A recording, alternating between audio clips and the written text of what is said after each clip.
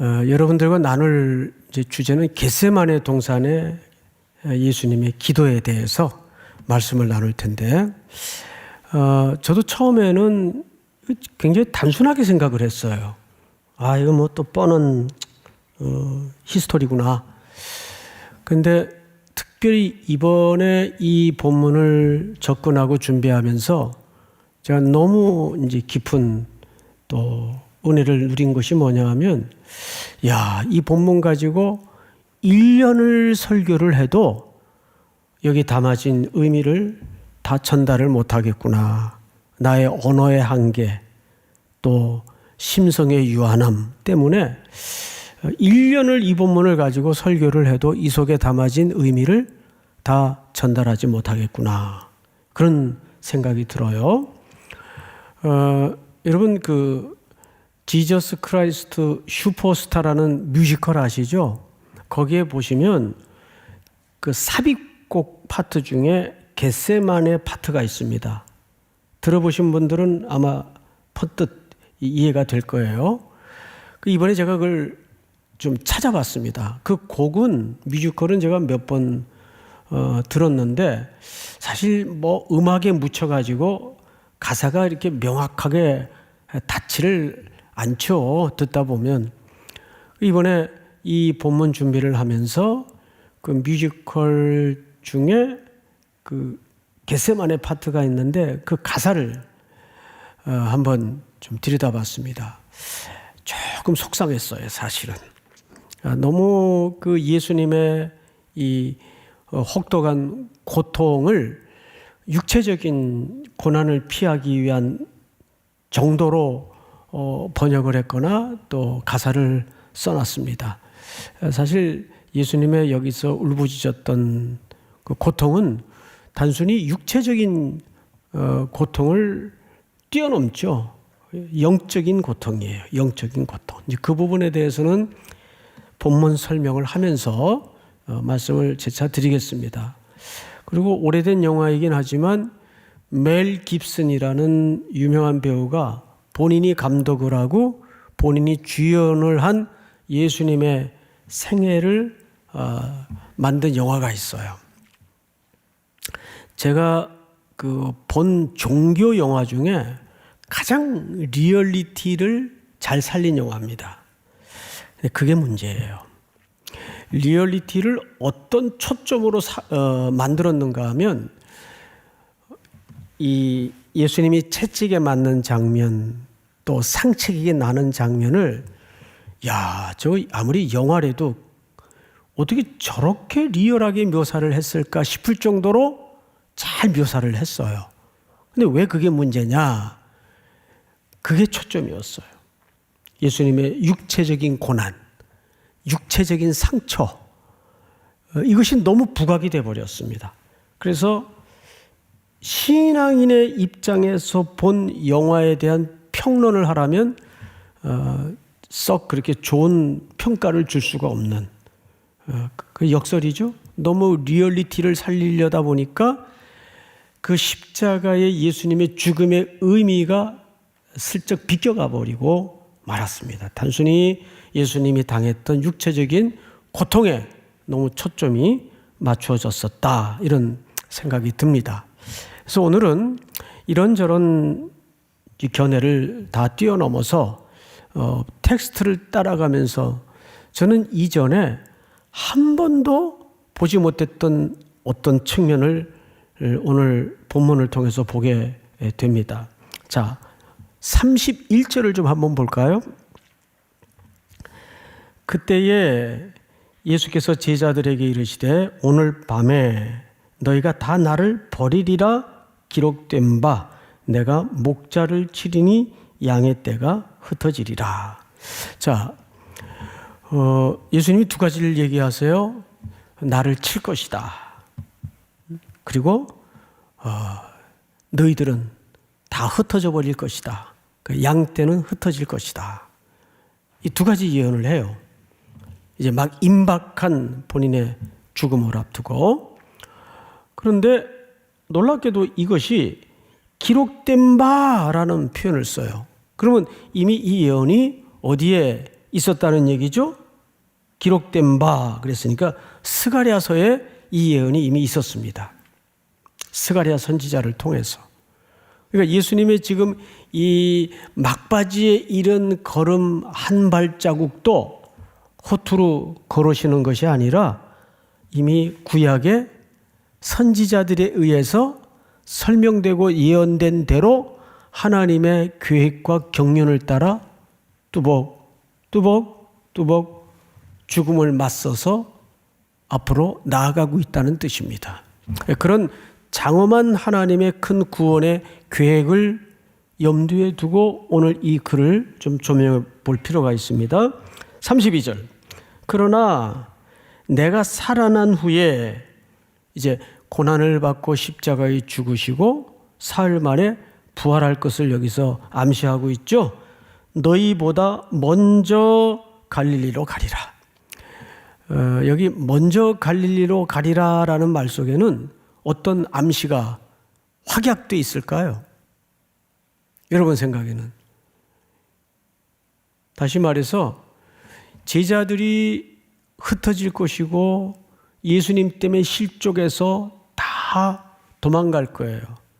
그러면 이미 그 속에는 제자들의 실패가 담아져 있단 말이죠.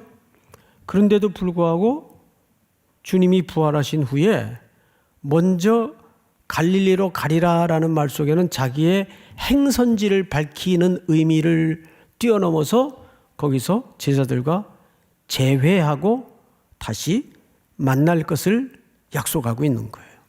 그러니까 제자들의 실패를 암시함과 동시에 그 실패를 뛰어넘어서 다시 갈릴리라는 현장에서, 근데 이 현장이 사실은 지명적인 의미만은 아니에요.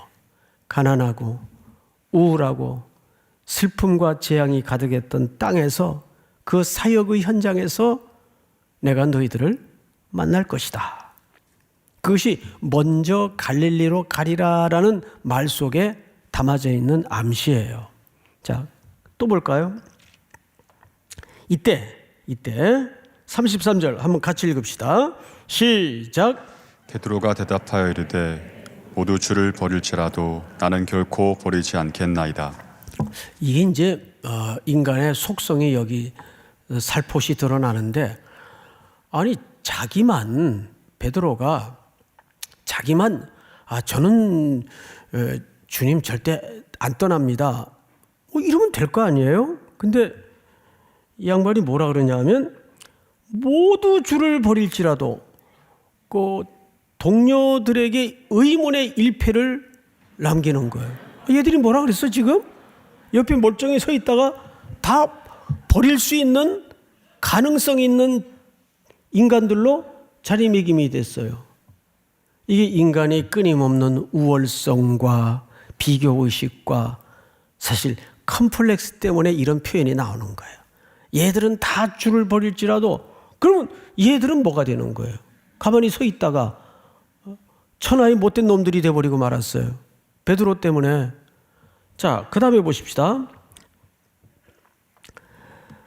예수께서 이르시되 내가 진실로 네게 이르노니 오늘 밤 다굴기 전에 네가 3번 나를 부인하리라. 예수님의 진단과 베드로의 장담은 큰 간극이 있었죠. 제가 지난주 3부 설교했나요? 네, 3부 설교 제목이 뭐였어요? 진심과 진리. 진심이 중요해요? 진리가 중요해요? 그렇죠. 사람이 진심이라는 것은 허무맹랑해질 때가 많아요. 그리고 자긴 진심인데 그 진심 때문에 남 열어 죽일 수 있고 무서운 거예요. 인간의 진심이라는 게. 에? 자, 여러분, 베드로는 여기서 거짓으로, 가식으로 얘기했을까요? 진심으로 얘기했을까요? 진심으로 얘기했죠. 아주 진심으로 얘기했어요. 근데 그 진심의 힘을 예수님은 폄하한 것이 아니라 베드로라는 인간을 봤죠. 아니다. 네 진심은 맞는데 내가 널 볼 때는 닭 울기 전 3번이다 너는. 그 부인하고 나니까 닭이 울죠. 근데 또 어떤 글에는 닭소리 때문에 회개를 했다. 이런 이제 좀 문맥에 맞지 않는 설명들이 가끔 있던데 그건 아니고, 어쨌든 3번 부인을 하자 그때 닭이 울었죠. 여러분, 이것이 예수님이 인간을 향한, 아니 한 제자와 이 제자의 공동체를 향한 평가였어요. 그리고 이렇게 얘기하십니다. 닭 울기 전에 네가 3번 나를 부인하리라. 35절, 베드로가 이르되 내가 주와 함께 죽을지언정 주를 부인하지 않겠나이다 하고 배심한 이 장담을 한 게 아니고, 우린 늘 그 다음 구절을 안 읽어요. 모든 제자도 그와 같이 말하느니라. 여러분, 그러니까 진짜 베드로만 그런 게 아니라 다른 제자들도 장담을 했어요, 안 했어요? 장담을 했죠. 근데 늘 성질 급한 베드로만 끌려 나와서 두드려 맞죠.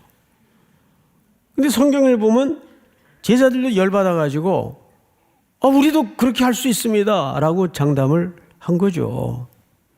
자, 그리고 이제 장면이 또 바뀌어요. 근데 이 장면부터는 앞에 문맥과 전혀 동떨어진 문맥이 아니에요. 잘 보세요. 마태가 아주 그 붓을 들어서 글을 쓸 때 재밌는 구조로 글들을 짰습니다. 36절 제가 읽어드릴게요.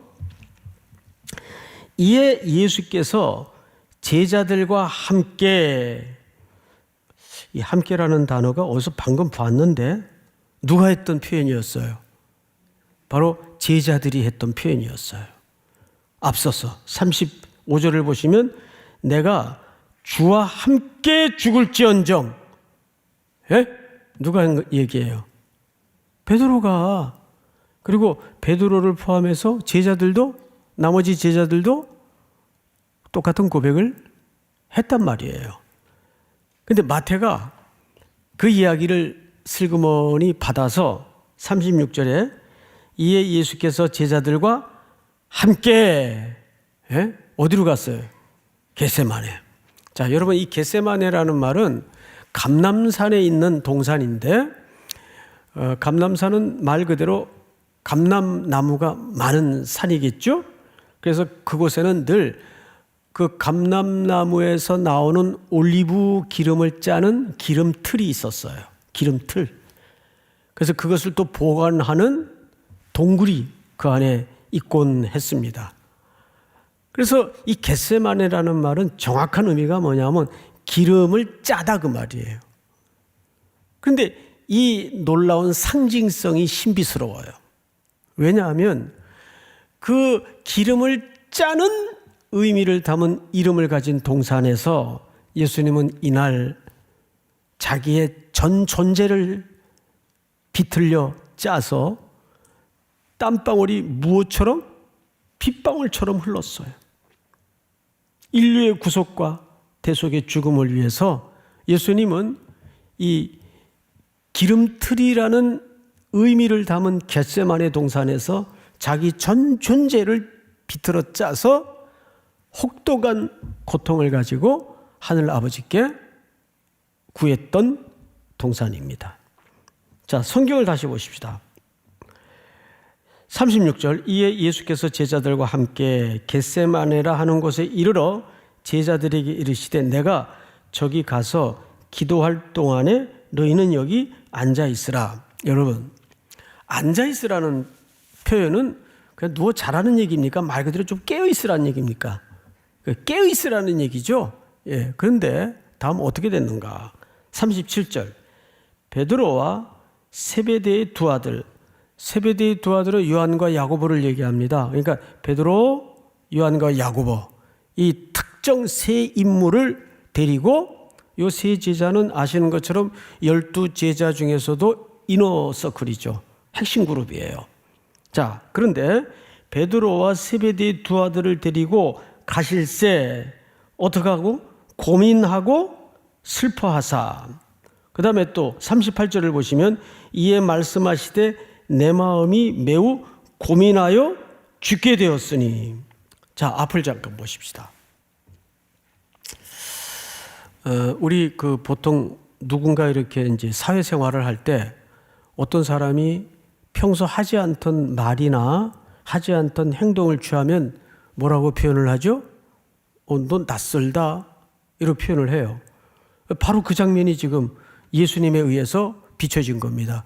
평소 예수님에게서 볼 수 없던 태도가 이 마지막 밤 겟세마네 동산에서 드러나요. 지금 우리가 당혹스러울 정도로 예수님의 무슨 모습을 보게 되는 거죠? 낯선 모습을 보게 되는 거예요. 고민하고 슬퍼하셨어요. 또 그 다음 절에는 고민하여 죽게 되었다고 얘기합니다. 도대체 예수님의 이 고민, 죽을 정도까지 혹독했던 심성의 이 고통은 무슨 고통일까요? 서론 시간에 말씀을 드린 것처럼 정말 앞으로 그 십자가의 끔찍한 형틀에 매달릴 육체적인 고통 때문일까요? 제자들과 결벌해야 되는 이 남겨지는 제자들에 대한 통증일까요? 아닙니다. 그걸 훨씬 뛰어넘어서 이거를 인문학적이나 휴머니즘적인 그런 차원에서 접근할 문제가 아니고 이 예수님의 겟세마네 동산에서의 이 기도에 담아진 고통은 하나님과 단절되는 고통이에요. 이제 자신은 아버지로부터 끊어져요. 십자가 제단에 인류의 대속을 위해서 대속의 제물로 바쳐줘야 됩니다. 그것이 비록 잠깐의 시간이지만은 예수님의 입장에서는 누구와의 단절입니다. 하늘 아버지와의 단절이에요. 그러니까 예수님에게 제일 고통스러웠던 것은 하늘 아버지와의 끊어짐이에요. 이것이 견딜 수 없는 고통이었어요. 사실 단순한 통증의 차원에서 이 문제를 다룬다면 예수님 못지않게 신앙 지키다가 불구덩이에서 죽고 죽창으로 찔려 죽고 끔찍한 죽음을 당했던 기독교 역사의 순교의 피가 흐르는 스토리가 얼마나 많아요. 그런데도 우리는 단순히 이 예수님이 이 밤에 심성의 고통을 가지고 고민하고 죽게 될 정도의 표현을 드러냈던 것을 단순히 육체적인 고통으로만 자리매김하는 것은 대단히 아쉬운 해석입니다. 이것은 정확하게 영적인 고통이에요. 자, 그렇다면 성경을 다시 보십시다. 38절을 다시 읽어드리겠습니다. 이에 말씀하시되 내 마음이 매우 고민하여 죽게 되었으니 너희는 여기 머물러 나와 어떻게 깨어 있으라? 함께 깨어 있으라. 자, 이제 어쩌면 오늘 본론에 이르렀습니다. 오늘 여러분 주보에 나와 있는 말씀의 제목이 뭐죠? 일어나 함께 가자. 함께 가자. 자, 이제 이 함께라는 주제에 대해서 좀 우리가 마음을 넉넉히 풀어놓고 상식선에서 좀 생각을 해보십시다. 저는 어떤 질문을 여기서 던질 수밖에 없었는가 하면, 자, 오늘 살펴본 본문을 쭉 따라 내려오다 보면 제자들이 함께 죽겠다 그랬어요. 근데 예수님의 진단처럼 그들은 뭐에서부터 먼저 실패했는가 하면 예수님의 고통을 공감하고 함께 기도하는 자리에서부터 실패했어요. 그리고 육체가 연약해서 꾸벅꾸벅 졸음에 빠져들어갔습니다. 그랬던 제자들은 이제 이 겟세마네 동산을 빠져나가면서 십자가라는 끔찍한 형장의 이슬 앞에 끌려가는 스승의 뒷모습을 바라보면서 벌거벗고 도망치고 뿔뿔이 다 흩어져 버리고 말았습니다. 근데 이런 무지랭이 같은 아무 희망도 주지 못하는 제자들에게 뭐 그렇게 예수님은 함께 있기를 원했고 또 이 자리까지 함께 이들을 데리고 왔을까? 그 예수님의 의도가 굉장히 오늘 우리들이 회복해야 될 필요성입니다. 왜 예수님은 이 겟세마네 동산까지 이 무서운 밤에 제자들을 함께 했고 또 이렇게 졸음에 빠져 있던 제자들을 향해서도 함께라는 표현으로 강조했을까? 그리고 마지막 절에는 이렇게 끝이 나죠.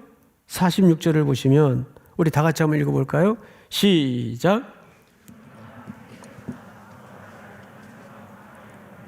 아멘. 제가 설교 준비를 하다가 로완 윌리엄스라는 성공의 사제인데 요즘 그런 말이 있어요. 20세기에는 C.S. 루이스를 읽고 21세기에는 로완 윌리엄스의 글을 읽어라 할 정도로 굉장히 큰 신학자입니다. 이분의 그 글을 읽다 보면 행간을 이해하는데 이렇게 쑥쑥 들어오는 글들이 아니에요. 마치 소가 되새김질 하듯이 되씹어보고 다시 한번 생각해보고 그러니까 글귀를 알아듣는데 조금 시간이 걸리는 책이에요. 그래서 이분 글들을 선뜻 펼쳐들지는 못합니다. 이번에 그리스도인이 된다는 것이라는 책을 이분 글을 읽게 됐습니다. 읽다가 책이 4파트로 나눠져 있는데 마지막 파트에 기도 파트가 있어요. 거기에 이제 겟세마네 동산의 이야기도 언급을 하고 하는데 이런 얘기를 하더라고요. 우리가 기도를 할 때는 보통 하나님이 그 기도하는 자에게 임재해달라는 쪽에 강점을 두고 간구를 하고 기도하기가 쉽다. 분명 그런 임재가 있어야 되겠죠. 그런데 독자들이요. 더 중요한 게 뭔지 아는가? 더 중요한 게 뭔지 아는가? 아니, 하나님의 임재보다 더 중요한 게 그 이상 또 있을까? 있다는 거예요. 그게 뭔지 아세요? 우리가 무지하든 실수하든 연약함투성이든 상관없이 하나님은 우리가 하나님과 함께 머무는 것, 함께 마주하는 것을 더 기뻐하시고 즐거워하신다는 거예요. 제가 여러분들 표정이 그럴 줄 알았어요. 여러분 이해가 돼요? 다시요. 1부 때도 이거 2번 설명을 했어요. 그분이 이런 얘기를 해요. 우리는 보통 기도할 때 하나님이 우리와 임재하시는 것에 강점을 둘 수가 있다 그 말이에요. 뭐 그런 과정이 반드시 필요합니다. 임재가 의미 없다는 얘기가 절대 아니에요. 그런데 하나님이 더 즐거워하는 신앙의 영역은 우리가 연약해도 부족해도 하나님 앞에 앉아있는 것, 같이 함께 하는 것을 더 기뻐하신다는 거예요. 이런 거죠. 제가 이제 부득이 제가 설교 시간에는 가능하면 자식들 얘기를 좀 안 하려고 그래요. 참 싫어해요. 아빠, 제발 내 얘기 좀 하지 마요. 이 3부 예배 있을 가능성이 거의 한 80%인데 지금 모르겠어요. 양해하고 들어주십시오. 아유, 마음이 조마조마하네요. 제가 우리 아들을 참 이뻐하죠. 아직 그 아들이 제게 뭘 벌어다 주고 해주는 게 아직은 없어요. 이제 학생이었으니까. 그런데도 제가 토요일 날 오후만 되면 아들 늘 집에 있나 하고 찾아요. 그러니까 어제는 나가면서 지엄마한테 메시지를 남겨놨더군요. 제발 토요일 날 오후에는 나 좀 찾지 말라고. 리더 모임이 있다고. 예? 어떻게 담임 목사님이 리더 모임 시간을 몰라가지고 그렇게 자기를 찾냐고. 그 아들이 제게 무슨 용돈을 주는 것도 아니고 뭔가를 세상적으로 해주는 것도 없지만 뭐예요? 저는 그 아들이 늘 내 앞에 머물러 있는 게 진짜 기뻐요. 그걸로 그냥 다 되는 거예요. 뭐 나중에 뭐 좋은 자동차를 사주겠다 한 번 그런 말은 하더라고요. 근데 좀 별 기대 안 해요. 예, 뭐 사주면 그때는 감사히 받겠지만, 근데 그것보다 난 더 중요한 게 여러분 부모도 똑같아요. 그저 네가 내 자식인 것으로 엄마 아빠는 사는 의미가 있는 거지.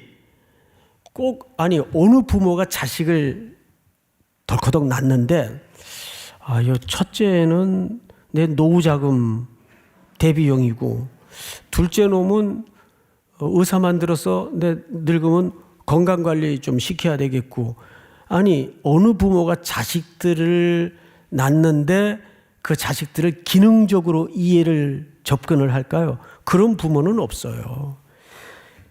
가끔 신문에, 요즘은 그런 광고가 신문에 안 나지만 저희 학교 다닐 때는 신문에 가출한 애들 사연들이 나왔어요. 꼭 이제 그 신문사에다가 돈을 줘가지고 가출한 애들 찾는 부모들, 거기에 보면 재밌는 글들이 너무 많아요. 이런 거요. 모두 용서할게. 돌아만 와줘라. 그걸로 엄마 아빠는 다 됐다. 돌아만 와줘라. 그렇게 사고치고 말 안 듣고 말썽 부리고 집을 떠난 자식인데, 그 자식이 없으면 엄마 아빠는 사는 의미가 없는 거예요. 그 자식이 돌아오면 그걸로 전부 된 거예요. 여러분, 우리가 신앙생활 요인 속에서 하나님이 바로 그 점을 기뻐하신다는 걸 놓치고 살아요. 우리는 꼭 내가 뭔가 번듯하게 제대로 갖추어져서 정말 하나님이 나에 대해서 보람을 갖도록, 무슨 보람을 가져요? 그런 거 없어요.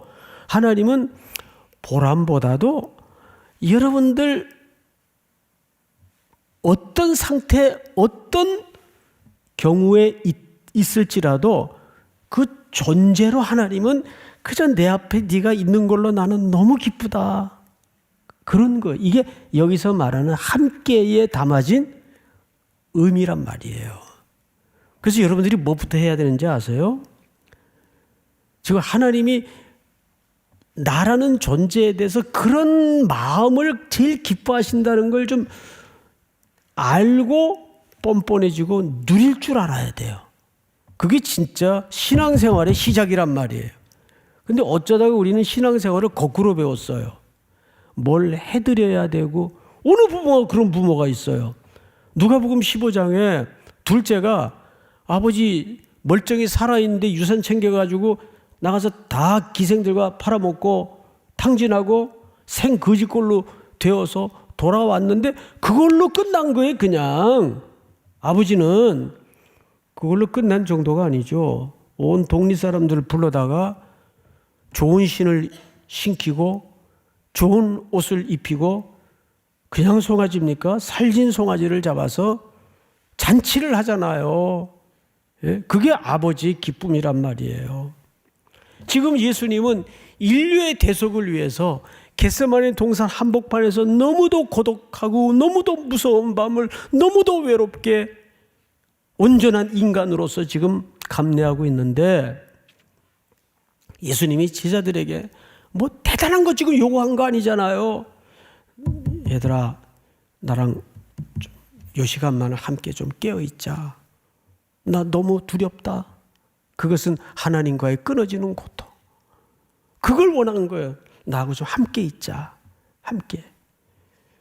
한 주간 동안에는 딴 생각하지 마시고 뭘 자꾸 예수님이 해드리려고 그러지 마시고 뭘 해줘요, 뭘. 예? 아, 맞아. 내가 그 예배 자리가 뭐예요? 그분 앞에 앉아 있는 거 아니에요. 그분 앞에 함께 하는 거예요. 그러니까 예배를 하나님이 기뻐하시는 거예요. 믿습니까? 이걸 우리가 적용으로 들어가자면, 그래, 내가 누군가 함께해서 즐거운 사람이 돼야 되겠다. 그러면 참 좋을 거 아니에요. 예? 내가 누군가 함께해서 그 사람이 참 나 때문에 내가 너하고 함께 있어 너무 좋다. 이게 저는 성도의 성숙도라고 믿습니다. 신앙의 성숙도라고 믿습니다. 이번 주간에는 한번 그걸 실행해 보세요.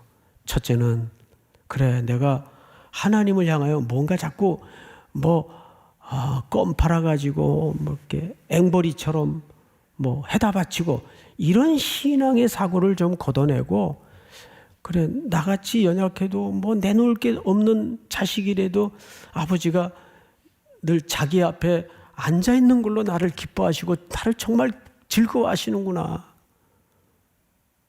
예, 나는 내 아이들이 또 우리 청년들이 앞에 앉아 있으면 정말 즐거워요. 행복해요. 근데 하나님이 그렇단 말이에요. 여러분들이 먼저 그분의 보좌 앞에 그렇게 앉아 있음으로써 하나님이 얼마나 기뻐하는가를 좀 아셔야 돼요. 이걸 많이들 몰라요. 잘. 제가 좀 나 용돈 갖다 주고 그런 건 바라지 않겠는데 좀 내 눈앞에 좀 앉아 있었으면 좋겠다. 나랑 앉아 있었으면 좋겠다. 그거라고요.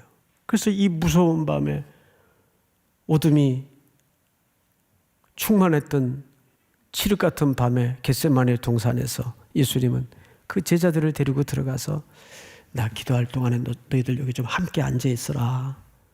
예? 함께 앉아 있어라. 할렐루야. 이것이 예수님이 제자들에게 가장 원하셨던 핵심이었어요. 한 주간 주님과 함께 하는 순종이 있기를 주님의 이름으로 축원하고 축복합니다. 우리 다 일어나십시다.